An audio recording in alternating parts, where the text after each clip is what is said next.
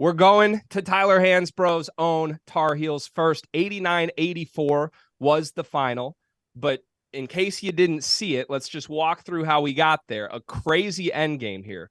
Bryce Sensabaugh hits what you think is a game winner, a pull-up, tough one too.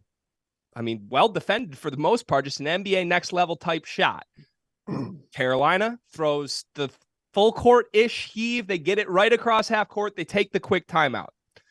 Then it's the throw over the shoulder to the corner to Pete Nance. Kind of looked like they were either drawing up a dummy action to get Caleb Love off of a little back screen. Didn't have enough time to make the pass. He catches in one motion. He shoots the fadeaway. Bang. Sends it to overtime where North Carolina pulls away, wins by 5 points. So for a very up and down start this season, for a North Carolina team that many have questioned their effort, their ability to truly contend this season, the simple question after this result, Tyler, is, are the Tar Heels back? Are they back? I said, Jeff kind of hit the nail on the head. I said when Brady left after this year, I thought he brought a leadership that and a competitiveness nature that was pretty much unmatchable. And I think the whole team kind of fed off that last year. And you saw that when Dawson Garcia transferred. Are they back? I think they're closer than they've ever been, for sure. I was joking we're on a 3-game winning streak, but I will say what the Tar Heels did today, they got punched in the face early. It looked like they came out just one of those kind of stale games. And then all of a sudden something happened. They flipped that switch and they started competing and playing. And I've always said, before the game, a big key to this game is going to be assist. And I think we ended up with 20 assists. I don't know what we've been doing for an average, but I know it hasn't been 20 assists, and it's been a struggle all year. And also Caleb Love having 7 assists, that's big time for this team. And I know RJ, when RJ is clicking, we've talked about it, this team is really good. And I think he's the biggest X factor in the country. And I think that's a big reason for the second half emergence of this team.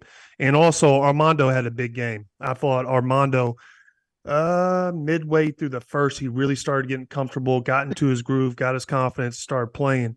And like I said, I've said this on my podcast, is I want to see the Tar Heels compete, have fun, and look like they enjoy playing basketball. And I think a lot of Tar Heel fans are like, man, our energy's just not there. I mean, it's just like they lose and just like, just kind of walking off the court. And today, for some reason, it looked like an old school backyard brawl, just going haymaker after haymaker. You look in the crowd, you're seeing Coach Williams jumping up and down. It just felt like a classic game.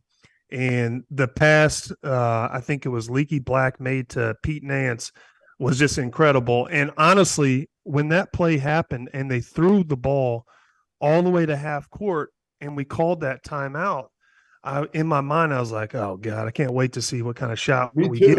Me too.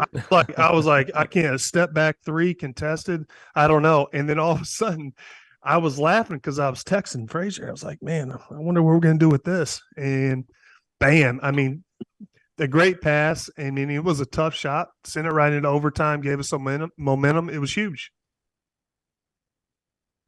Yeah, Tyler, I got to be honest. There was about 5 minutes to go in the game, and Caleb Love comes down and he misses back-to-back threes.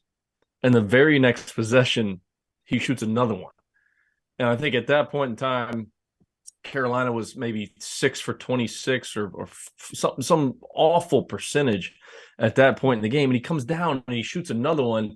And that's when RJ Davis I'm like, why? Like, attack the paint, get the ball to the paint, get the ball to the paint.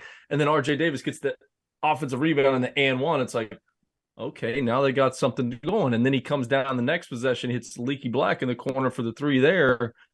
And then the whole scenario down the stretch where they get the ball to half court, they call timeout, and it's like, okay, Coach Davis knows exactly what he's doing here, right? There's 2 seconds on the clock.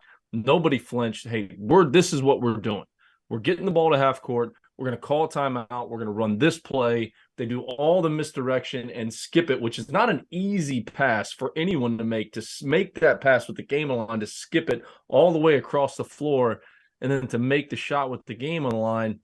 man, I don't know if this is a turning point. I've been on the field of 68 before and talking about this. And Carolina, they were in a similar position last year. They were 5-4. They were 0-2 in the ACC, and there's no reason to count them out yet. But I just thought the job that Coach Davis did, especially down the stretch, and I was sitting there with 5 minutes ago, I'm like, why are they shooting threes? Why does Caleb Love keep taking threes? Get the ball to the basket. And he took another one. RJ Davis gets the offensive rebound on the A1. I thought that play was arguably the biggest play in the game, and then they were able to win. Yeah, that was a huge play, and that was a winning play. And also that was one of those plays that your teammates would feed off of, and it brings that excitement. You saw the crowd get into it. But I will say we've been horrendous from the three-point line. I think we still shot 21%, which isn't anything to brag about. And I think, you said it, you talked about Caleb just having that freedom of just clang, clang, clang. And as Carolina fans, I know we're just sitting here because some of those threes that he shoots and are contested and they don't look like quality shots. Sometimes they go in and we celebrate then, and then sometimes and I don't know if there's a stat for this, but we might shoot more contested threes than any team in the country. And I think we honestly play our best basketball when it has nothing to do with a play call. I think when guys are pushing the ball, having good tempo, and Armando is able to seal, and I think his old school rim run is just something that's missing in basketball. Too many, Carolina fans or whatever, they're looking for a play to get Armando the ball. And people say we should go down low more. No, it's on the post player as well to demand the ball down. You can put your head down and rim run anytime. You can seal, duck in. And I think Armando did that very well today. Also, he plays well when he gets putbacks, rebounds, and gets the ball around the basket. I'm not a big fan when he catches it, 2 or 3 feet off the block, because I think it's easily defendable with a double team, and that's kind of where we struggle. But I think we're great when we don't have to have a play and the kids are just playing and running and moving based off of what the, how the flow of the game is going. Tyler, how much of North Carolina's problems this year to this point have been effort related in your mind? Because they didn't have that today and the result worked out. But is this just a team that gets up for the games they want to get up for? And how do you fix that?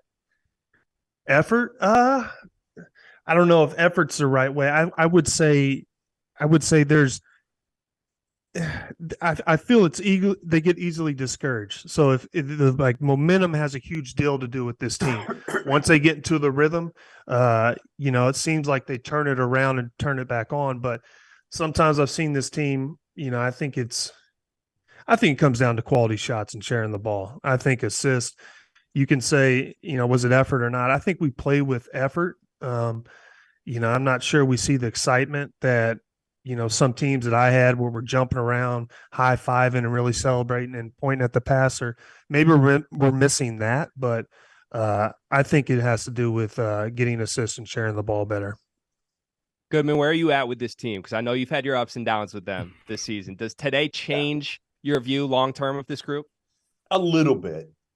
They needed momentum. They needed to win this game, right? I mean, to me, you needed a win to celebrate, number one, and a resume win. This is a win against a ranked team. They play Michigan next. Well, Michigan, we don't know if they're a tournament team or not right now. They're a fringe tournament team. You just beat 2 teams that, you're going to feel good about getting in the win column, but they're not wins that you can really look at. And the ACC, again, it sounds a repeat of what we said last year, that it stinks, but it kind of stinks right now. I mean, you got Duke, you got Virginia. Well, you got Virginia, you got Duke, you got maybe Virginia Tech and Miami, and I don't know what else. The bottom absolutely sucks right now. So if you lose to any of those games, it's going to be looked at as a bad, bad loss. So you needed this one on a neutral court, again, to start to feel good about yourself, to get some momentum, to maybe show a little emotion. I think that's what you were getting at too, Tyler, is you want to see this group actually look like they give a shit. And I felt like they didn't give a shit a year ago, and we called them soft, and they were. Other than Mondo, they were soft last year for the first half of the year for a lot of it. They were getting blown out. right? This year, I didn't feel like they were as soft. I just felt like they were disinterested. And that, again, they felt like they could just show up and win these games.